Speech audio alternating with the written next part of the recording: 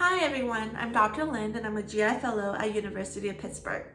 Today I will be discussing alcohol-associated liver disease, or ALD, and a specific subset called acute alcohol-associated hepatitis.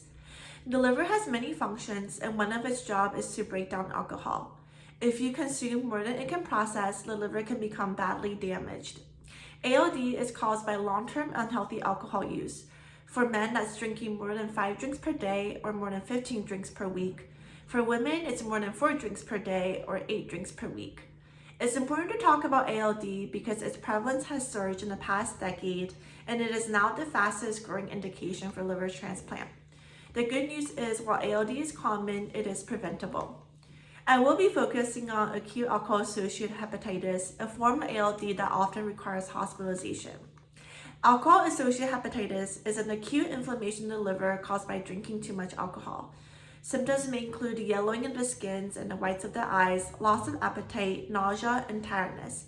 For diagnosis, we check labs to see whether the liver is working the way it should, ultrasound to visualize the liver, and prognosticating scores to help determine disease severity.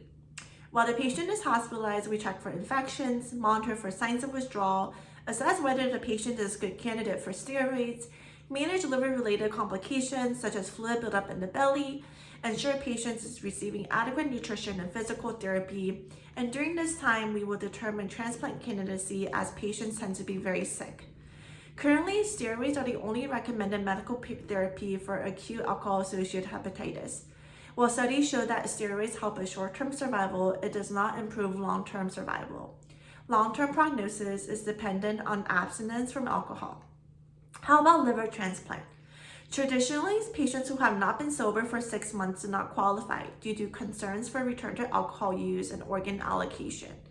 Some centers now offer early transplant or transplant without a minimum period of sobriety. This is because most patients with acute hepatitis are usually very sick and don't have 6 months to wait. Patients who undergo early transplant tend to do very well and has a 94% rate of survival 1 year after transplant. But the probability of alcohol use after transplant remains modest, about 18 to 22% at 1 year. Because of this is a controversial topic and there's still no standardized protocol. ALD is a chronic condition like diabetes, so it's important to talk about long-term management. As mentioned earlier, the most important treatment is to stop drinking. We recommend alcohol use disorder programs and counseling. We encourage patients to follow up closely with their doctors in liver, psychiatry, and addiction medicine. We also recommend starting medications to help with quitting and decrease cravings. And lastly, liver transplantation should be considered depending on disease severity.